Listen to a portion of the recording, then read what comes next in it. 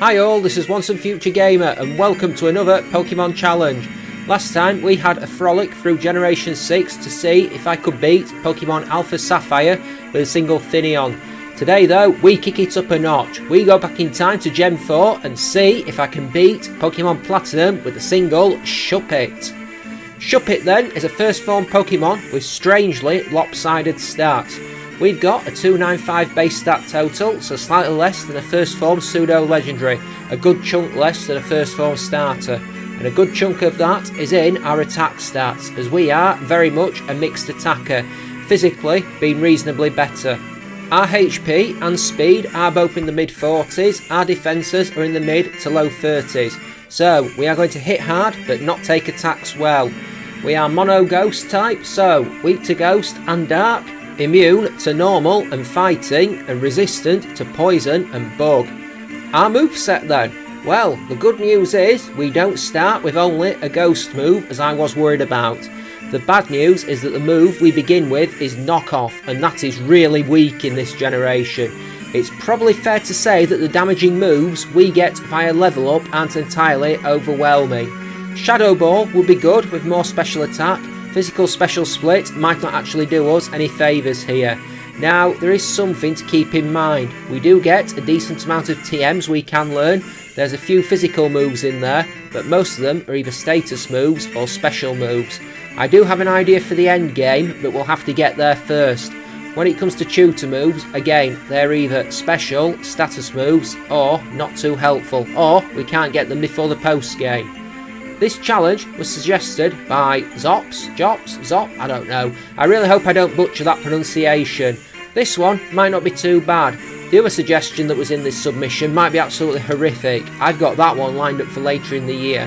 If you do have any ideas for future challenges, then head to the comments section down below, throw them down there, or follow the links in the description to my Twitter or my Discord. The rules are on the screen throughout, so if you do enjoy what you see, then like, subscribe and ring that bell. Let's get this on. I use the Universal Pokemon Randomizer, and this is a tough one. I really thought about this for a time. I looked at the rivals teams and I ultimately arrived at the conclusion that I needed to replace Piplup with Shuppet, so that I could do the whole run with it. I chose to replace Piplup so that the rival would pick Turtwig, and if he has a T with Turtwig, he likely has 4 dark moves on there, so that's my thought. It's probably as close to the right answer as I can get. There's no perfect answer, we have to do what we can do. We have the rival battle not soon after, and the good news is that I quickly realise he can't actually touch us in this fight. The bad news is that it means he keeps spamming withdraw, and even though we are using Screech attacks, it takes a while for our knockoffs to take the Turtwig out. I thought I'd use Screech, take out its defences so our weak move hurts more and we can wear it down easily, but meh, just took longer than I thought it would. Our Shuppet has the timid nature, so less attack, more speed. I can live with that, you know. Most of the good moves we get are special moves, so I feel less bad about the reduced attack. We also have the Frisk ability, which mostly useless, bar maybe a few specific moments. Maybe it'd be worth combining with Thief, but not by much. Anyway, it isn't long before we get the chance to nickname the Shuppet, and for some reason, I'm still not entirely sure as I'm writing this a day or two after recording the video, I chose to nickname the Shuppet Reaper. I genuinely have no idea why. I can only say it felt like an idea at the time. I'm recording the audio several days later and I still have no idea why. I should really find another system for naming stuff than trying to make something up on the spot.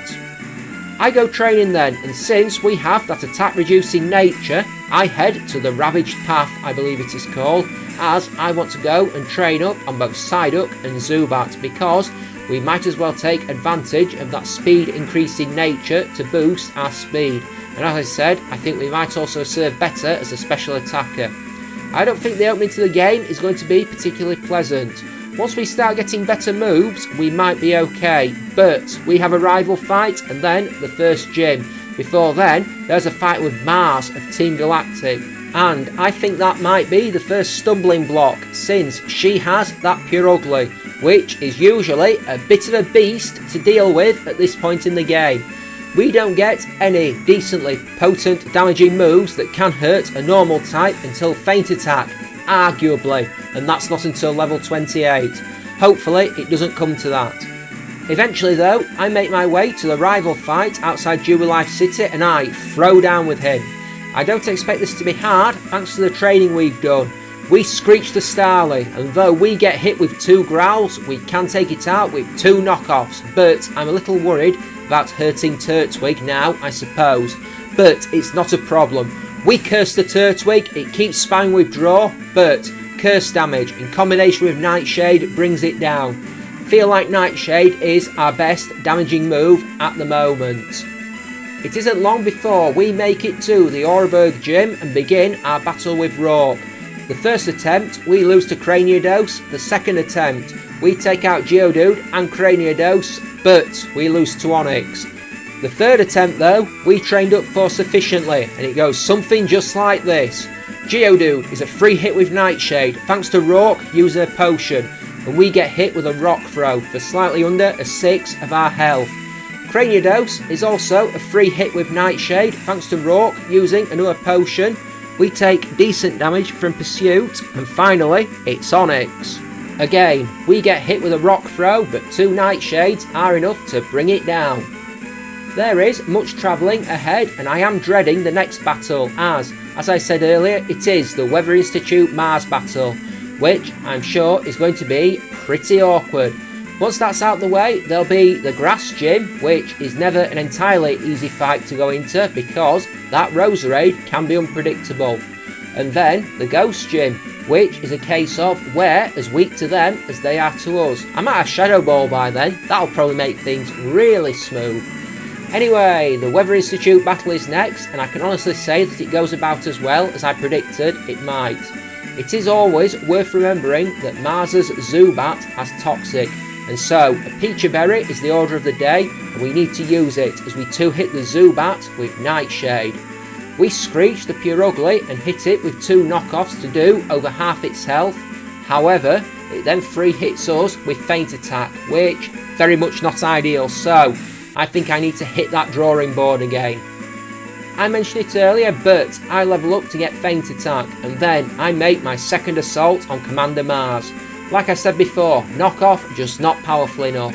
Feint Attack has more raw power though, and we can soon take the Zubat out with a single attack, meaning we don't get poisoned, which results we go for a Screech on Purugly and connect with the move before we start spamming Feint Attacks. It survives one, but a second one takes it out despite the berry. We do lose a good chunk of health, but not an issue. On the road again is that we make our way towards the second gym, and well, we get Shadow Ball in the process, so I would say things are about to become a bit easier. I think we should be fine versus Gardenia. I think the next really hard battle is going to be the Jupiter one, straight after the gym, if I'm honest. She has a Skunk Tank who will resist both of our main attacking moves, so I might need to utilise something else, but we will see. Anyway then, the Grass Gym, and we make our way in there to face off with Gardenia, and to be just a little more prepared, I've put a Cherry Berry on Reaper, just to be sure that we can get the most out of the battle. She begins with Turtwig, and we blast it hard with a Shadow Ball to bring it down in one hit, before in the next round, we do the same to Cherrim, just straight up end it. Roserade though survives Shadow Ball and hits Stun Spore, but we take it out with a second Shadow Ball. The Cherry Berry was useful, and just like that, we've gotten our hands on the badge. The Jupiter fight then. I've mentioned already what I think the issue is going to be, and I do think we might just have enough to be able to brute force her here. So we're going to have to do what we have to do. Zubat goes down to Shadow Ball, and although Shadow Ball does less than half on Skunk Tank, we do get a special defense drop when she spams Smokescreen. Our second Shadow Ball misses, but our third one doesn't, and we bring Skunk Tank down hard. I'm not overly concerned about the Ghost Gym, but it is worth remembering we do need to be careful. I feel like Miss Magius could have the capacity to hurt us if things go wrong, but there is also a chance we could just overpower her. And well, while Duskull does hit us with a Shadow Sneak, we do blast it with a Shadow Ball in the face to end it. Miss Magius is next, we outspeed, we blast it with Shadow Ball for a one-hit knockout. And last is Haunter. It doesn't outspeed us and Shadow Ball ends it. That was easy, 3 badges down. We do have a rival fight before we leave town. I am a little worried about Staravia because we are going to be intimidated at the start of the fight. And also, Staravia is immune to Shadow Ball, but we should have enough. I wonder if I'll regret not using Screech as Staravia uses Double Team and hits Wing Attack, having survived 2 feint attacks. I am worried about Endeavour, but we bring it down with a 3rd feint attack. Next is Weasel and we blast it with a Shadow Ball before we then do the same to Grottle on the next turn. And finally, Ponyta at the end of the fight all go down to the move, giving us the win. And it's only as I'm recording this audio I realise it might not have been able to use Endeavour on us because we are a ghost type. So, how many challenges of these have I done? How long have I been a fan of the franchise? It's not long before we had the battle with Maylene. Or, at least not long in game time, it was a few days in IRL, but hey ho, I'm not too worried. I think we'll be fine. She begins with Meditite and we shoot it down with a super effective Shadow Ball before Machoke is up second, and that goes down in similar fashion. Last is Lucario and we start to fire Shadow Balls. They don't hurt a whole lot individually, but a series of them are capable of soon bringing it down, though we do get hit with some Metal Claw attacks. Steel types may be an issue with our current moveset. Maybe. Well, they are, but hopefully we can get something to fix that. Alrighty then, here's some Shuppet trivia for you while we're ongoing. Shuppet can be seen as a parallel to Duskull, as both are Gen 3 Ghost type Pokemon. Both evolve into their evolved forms starting at level 37, and both have the same base stat total. Both only had 1 evolution when they debuted, and of course now, not only does Dusknoir exist, but so does Mega Bayonet. In Gens 5 and 6, Shuppet can learn Gunk Shot via breeding, but not via Move Tutor. It appears to be based on, and, excuse my pronunciation, Teru Teru Bozu, a Japanese paper doll resembling a ghost, although it does also resemble a hand puppet and appears similar to common depictions of ghosts, especially those that resemble floating cloths with faces. Its name may be a combination of shadow and puppet, or a contraction of shadow puppet. The Ultramoon Pokédex states that there is a proverb that says, "Shun the house where Shuppet gather in the growing dusk." They are nocturnal, they feed on negative emotions, vengeance, malice, envy, jealousy, resentment, to name but a few. As we enter Pastoria City, we have a rival fight ahead before we can go into the gym, and there's liable to not be much issue here, but the next one before the 6th gym may be a bit of an issue. Oh well, let's get this done then. He begins with Staravia and we land Screech before it goes for Double Team, and then we hit a feint attack, which of course is not going to miss. It survives, doubles down on Double Team, but we drop it with another feint attack. Weasel is next, we blast it with Shadow Ball to take it out before Grottle is third. It survives Shadow Ball and goes for Withdraw, but we take it out with another Shadow Ball, before at the end we drop Ponyta with a Shadow Ball for the win. Next we have the Crash Awake fight in the Water Temple, the Water Gym. Funny how I always seem to make that joke, and it's largely because I believe it's apt, and I always enjoy beating a dead Ponyta. Anyway, the battle. I think Gyarados will be the biggest issue here. It survives a Shadow Ball and hits Bite, but we take it out with a second Shadow Ball, and then we can take out both of his other Pokemon, Floatzel and Quagsire, with a single Shadow Ball apiece to give us the 5th badge, and we can move on. We have got the Cyrus fight next in Celestic Town, and we actually lose the first effort thanks to Sneasel hitting Screech and Murkrow absolutely larruping us with feint attacks straight after, which means we can't survive long enough to win the fight. The second run though, Sneasel uses Ice Punch rather than Screech, and we can take it out with a pair of Shadow Ball attacks, so we did do okay there. Murkrow is still a 2-hit with Shadow Ball, but we weather the feint attack much better, and even though Golbat does land Bite, we can still take it out with 2 Shadow Balls for a win. I need something for Dark types for sure. In the interim, I checked our hidden power type and it is flying type, which doesn't do us a whole lot of use, so oh well. There is another rival fight ahead where he starts to get some fully evolved Pokemon, which won't be entirely fun, I think. Then the Steel Gym, and that's usually a pretty tough gym, made harder by the fact we don't get any super effective moves, and we're also struggling for regular effective moves on them. Think about the only thing we can learn at this point that is neutral to Steel is electric attacks, and that's ignoring any secondary types and won't be much use against Byron. Then we have the Team Galactic Admin Rush, the Ice Gym, which might not be too bad, and then it'll be more Team Galactic with a few Cyrus fights and the always awful Mars and Jupiter battle. The move I really want is Charge Beam, but that's not going to be until after the final gym. And also I'm thinking about Icy Wind, which is a tutor move, but we need shards for that. I think I'm going to try the rival fight. I've had a tactic throughout and it's worked so far, so why not? I mean, if it ain't broke, don't fix it, am I right? I think the Steel Gym will be harder. Anyway, he begins with Staraptor and we are intimidated, so I go for the Screech attack before he doubles down on Double Team, which isn't a problem because Feint attack exists and we bring Staraptor down without it hurting us. Floatzel is second and we blast it in the face with Shadow Ball to take it out. Torterra is third, we hit that with 2 Shadow Balls to take that out but get hit with Bite. Heracross goes down to a crit Shadow Ball before Rapidash at the end is also taken out by a quick shot from Shadow Ball. I made comments about electric moves being the only moves we can get which are neutral against steel types. The issue is that Byron has a Magneton which resists electric and Steelix which is immune, so I'm probably not going to have a lot of joy doing that as a tactic. I kind of feel like electric should have been super effective against steel because if you've ever seen what happens when you stick a knife into a plug socket, that's why. Magneton is first, we take it out with 2 Shadow Balls, but we get hit with Thunderbolt.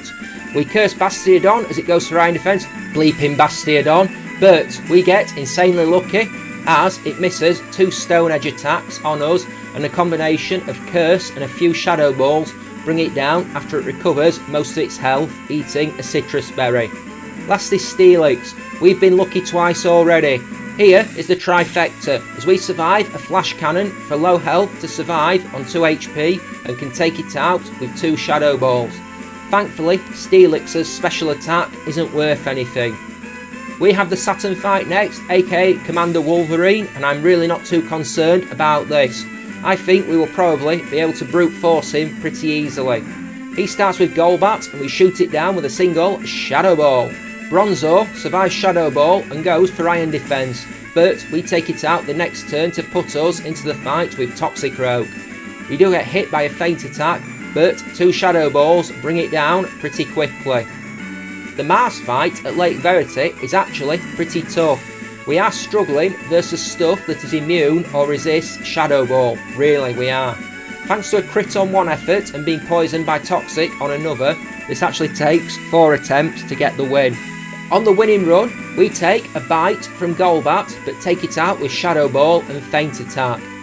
Bronzor survives Shadow Ball and hits Gyro Ball, but we take it out at the second attempt, before the Purugly is last and we start by screeching at it.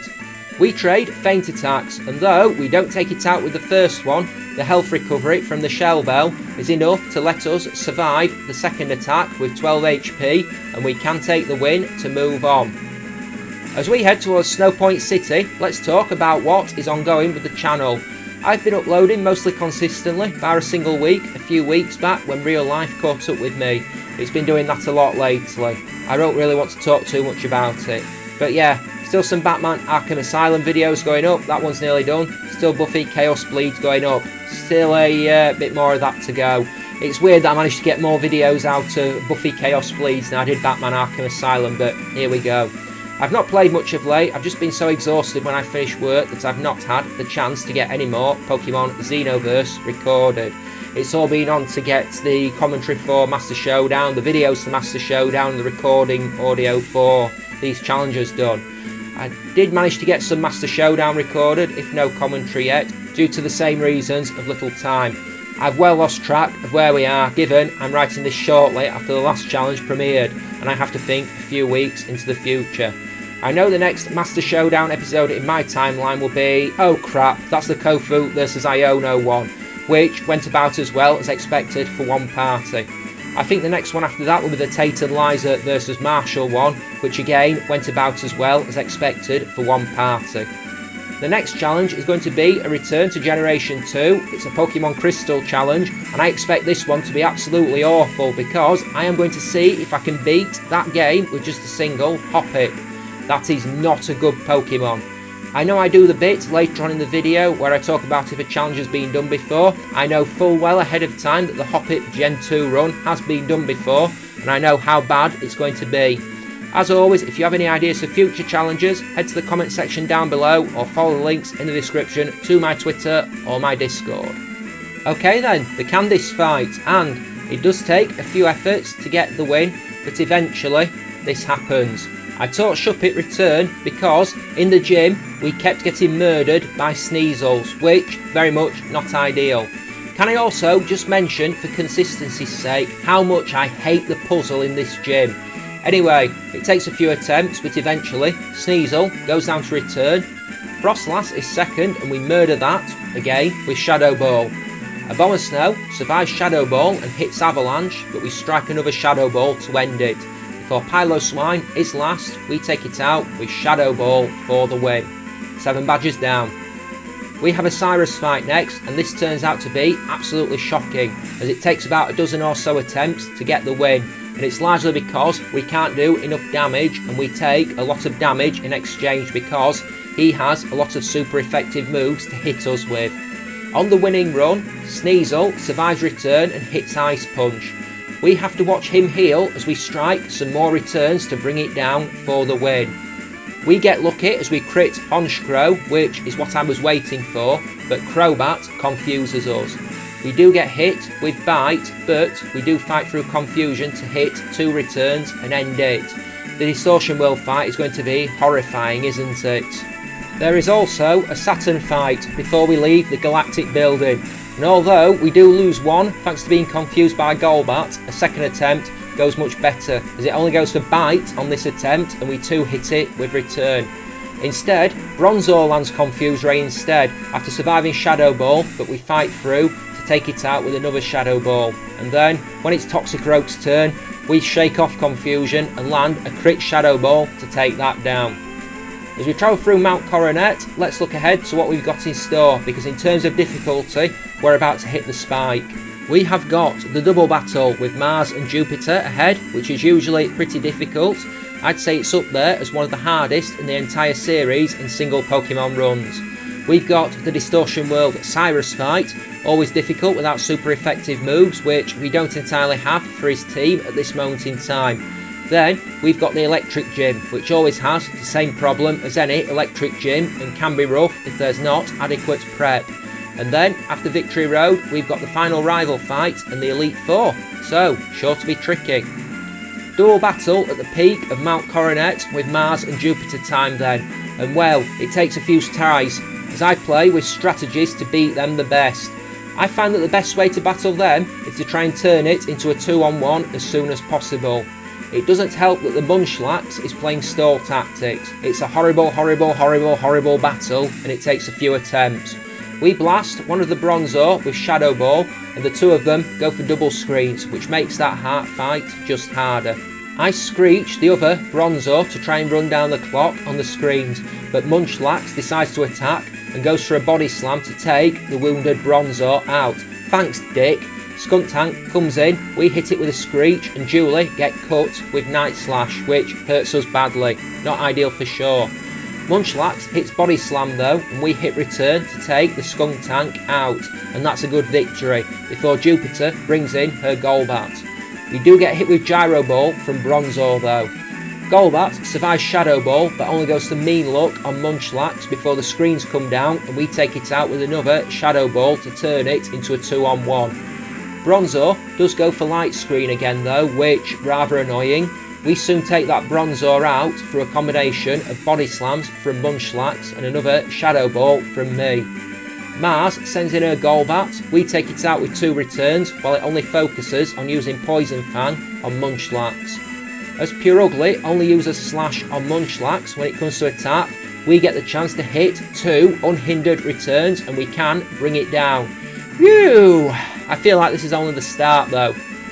Distortion World Cyrus fight is next, and I have the feeling that the difficulty is about to heavily spike once again because it's very rare that this fight is easy unless you have an assortment of electric and fighting moves at your disposal, which of course we don't, so that's going to make it harder for sure. It becomes very quickly apparent that this is not doable with what we have at this time. He begins with a Houndoom, who will either burn us with Will-O-Wisp or just plain inflict a lot of pain onto us with Dark Pulse. Without a crit, we can't one-hit the Houndoom. Then it's the Honchkrow, and that has Night Slash, and that really hurts too. Plus, we can't one-hit the Honchkrow with Return. It takes 2, so we are taking damage after we've attacked. And then we have the Weavile straight after that. Guess what? We can't one-hit it with Return, and we've usually taken enough damage come this point that victory is not possible, in that it can finish us off pretty easily with no effort on its part. So then, I head to Iron Island and go and do some training. Hopefully, if we can get levels to the point where we can take Houndoom out in one hit, it becomes easier. We'll take less damage, and then as a result, maybe we can weather some hits. I do appreciate that I'm being probably relentlessly optimistic in all of this. I have a horrible feeling that levels alone aren't going to be enough, so it's probably going to require a change of strategy. I do like Iron Island as a training location because Riley does heal us after every battle, so it's handy.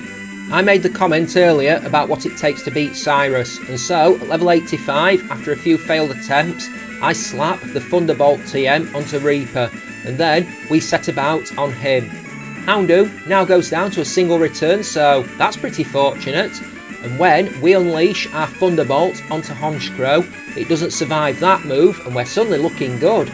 Weavile is still a 2-hit with Return, but we do have to weather a Night Slash in the process, the big damage, but the rest of the fight is a simple matter after that, because we can bring down Crobat with Thunderbolt, and then we do in Gyarados with the same way. See? Electric moves make him easier. Just saying. On the way to Sunny Shore City, let's have a look at YouTube then and try to work out if anyone has done this run before. I know MDB did a Shuppet in Fire Red run not too long back. I haven't seen it yet, I'm a bit behind with MDB's runs. I didn't find any Pokemon Platinum runs with Shuppet, but I did find a Pokemon Pearl one for about 4 years ago. There's been a fair few Gen 3 runs looking at it. I did see Emerald runs, I mentioned the Fire Red one a few moments ago, so that's all that really came up. I mean, I could have a look forward and see if any Gen 5 or 6 games have been done, but I'm not that fussed really. Electric Gym time then, and Voltner shouldn't be too bad. I don't think he will be. We're nearly at level 90 when we make our first attempt, and I think we should be able to brute force him easily. I want the TM he gives us for sure. Charge Beam will be useful, since it has a massive chance of raising our special attack. We lose the first attempt thanks to Jolteon paralysing us, see, regular Electric Gym problems, but I come back with a Cherry Berry on, which negates Jolteon pulling that trick. We heal up and can end up free hitting it with a Shadow Ball, which, after he uses a healing item of his own. Luxray is a one-hit with Shadow Ball, and then so is Electivire. And then, right at the end, Raichu doesn't do any better. So, all badges done. Fantastic. As I go through Victory Road, I find myself looking ahead to what waits for us. There's a rival fight before we get to the Elite Four. I figure we should have enough to beat him without too much trouble. Snorlax may be annoying, but the rest shouldn't be too bad. And of the Elite Four, I can't see any of them being too much trouble. Aaron should be a wipe. Bertha might be annoying, but I can't see her being too difficult. Flint will probably be fine versus, and Lucian shouldn't be an issue. Cynthia, well, that might be a whole different matter, but we'll see when I get there. And on the subject of that rival fight at the Pokemon League, here we go. Let's get him battled. I know he can be annoying, but remember I said we should have enough. I'm confident. He begins with Staraptor and we blast it with Charge Beam to take it out and get the attack boost. We take Floatzel out with the same move before facing Torterra, and we blast it with Shadow Ball for a one-hit takedown. We face Heracross next and promptly pull the exact same trick with Shadow Ball to put us 4 up. Next is Snorlax. It's normal type, we can't use Shadow Ball, it shrugs off our Charge Beam and hurts us badly with 2 crunches, but 2 returns bring it down even if we are on red health come the end of it. And Rapidash is a quick knockout with Shadow Ball, so see, I said that wouldn't be an issue. While we're here then, let's have a look at our stats at level 93. Our attack stats and speed are all pretty good, our defences really aren't though. I kind of feel like we knew that coming into this though. It's not something we can really do anything about, and I'm worried it's going to cost us dearly, unfortunately. Before I hit the league, I am going to hunt for some PP ups, but other than that folks, take your guesses on if I can do it at this level or not right now. Anyway, Bug Trainer Aaron is first. He shouldn't be too bad, but we all know about the limitations of the bug type. But at least it could be said that he does at least have something approaching a competent team here. Yanmega is first. We fire a Charge Beam to take it out and get the special attack rise. We fire another Charge Beam at Scizor and get another special attack rise before being hit with Night Slash. We do finish that with Shadow Ball though. Heracross goes down to Shadow Ball, and so in the next round does Vespiquen. Last is Drapion, and this gives me food for thought. We have to hit it 4 times with return to bring it down, thanks to the Citrus Berry taking it out of 2 hit range and him using a full restore. We only get hit with 1 Ice Fang though. 1 down. Ground Trainer Bertha is up next, and I know I said earlier she might be annoying. What I didn't expect was for her to absolutely wall the crap out of us. The problem is that we have a Sandstorm up for pretty much the entire battle. Either Whiscash puts it up or Hippowdon does when it enters the field. And they don't go down after so many turns in this game, of which very annoying. The problem then becomes that Golem and Rhyperior, without any grass or water moves, we can't one-hit them, thanks to Sandstorm raising their special defence. The Earthquake attacks from them really hurt us, and ultimately that and the chip damage wear us down. I eventually go and get Icy Wind in hope that it will help us, but to little avail. And eventually I have to use rare candies to max out our level in hope that it will eventually do some good. And well, it takes a bit longer than I thought it would. I reckon I'd need a crit on Rhyperior or Golem for sure, but eventually.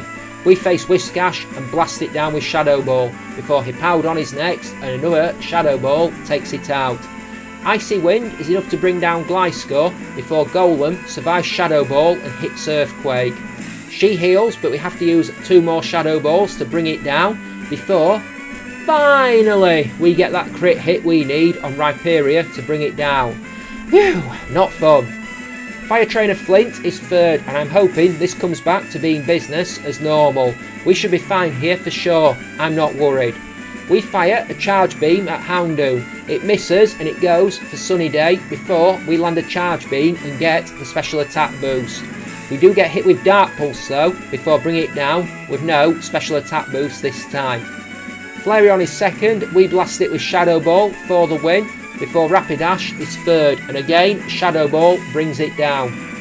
The same happens to Infinite, down to Shadow Ball before Magmortar survives Shadow Ball and hits Flamethrower, but we can bring it down with return, so that was smoother than I thought. Psychic Trainer Lucian is last, and I'm not even slightly worried about him. I think we should absolutely dog walk him if I'm honest. We have a devastatingly super effective move indeed. I think maybe Bronzong might survive a hit, but the rest, not going to be an issue. Mr. Mime is first, we Shadow Ball it down, before in the next turn we do the same to Espeon. Bronzong survives the Shadow Ball on red health, we get a special defence drop, but it goes for Calm Mind before Lucian heals it. We then take it out with another Shadow Ball and Charge Beam to put us into the fight with Alakazam. Return brings that down before Gallade is last, and a crit Shadow Ball brings it down, but not entirely sure the crit was necessary there, but victory! Cynthia then, and the words, oh dear, spring to mind after very few efforts. I very quickly work out what the issues are. Her Spiritomb has both Dark Pulse and Shadow Ball, and it is capable of 2-hitting us with either of those moves. we take it out with a single charge beam, and if we get the special attack boost, a shadow ball straight after will finish it. But the bad news is we're hurting then, and straight after is Lucario, who we can't one hit either, and that also has shadow ball, which just plain isn't nice to deal with since we are pretty frail. Worse, shadow ball can lower our special defense, which also not even close to being helpful. Even if we get through those two, there's still Garchomp to deal with, there's still Milotic, who's pretty solid special defense wise, and it also has Mirror Coat, which makes this a tall ask. I try different tactics. I try with the Wise Glasses to raise our special attack damage. It doesn't do anywhere near noticeably enough. I even try going for 2 charge beams, hoping to get 2 special attack risers and that the second attack is a crit, which if you're gambling on that to happen, it's probably a sign that things are not going well. I mean, I'd love to know the odds of that. But oh well, I come back 24 hours later after having thought about it for a bit and decide that since all else has failed, I'm going for double team. I made a bit of a boo-boo though, and never actually got the double team TM. I got the coins for it, and then never went in and actually picked it up, so I have to leave, get it, and fight through the Elite Four again. It's not the first time this has caught me out in this generation. You'd think I'd know by now, but hey-ho, some people never learn. But hey, I got the same freak circumstances as I did versus Bertha with the required crit on Rhyperior. Weird, right? Oh well, I decided to get rid of Icy Wind for the fight with Cynthia, since I need return for sure, and I'll explain why later if you haven't worked it out. Double team is not a guarantee. Stuff can still go wrong. 2 hits from Spiritomb will end us, remember that, so we are operating on slim margins. I mean, what I really need to happen is to be able to get 6 double teams up, survive that process, and then get a few special attack boosts on Charge Beam as well, just to make us that bit more potent. I mean, it sounds like a lot, but it is probably somewhat more probable than the scenario I described earlier about hoping for the double attack buff and the crit, but oh well. Anyway, I get a run where I get the 6 double teams up and only get hit by 1 Dark Pulse, which is probably the better thing to get hit by, since Shadow Ball, as I said, can lower our special defense. For all I've spammed that move this run, it's not fun being on the receiving end of it. Here's the problem. We hit 3 charge beams on Spiritomb to bring it down and don't even get a single special attack buff, which, annoying for sure. I mean, chances of that is pretty low. We do blast Lucario with 2 charge beams, and this time at least we do get a pair of special attack buffs, which, handy. We down Garchomp with a crit Shadow Ball. Not sure if the crit was necessary there or not, but I'll take it.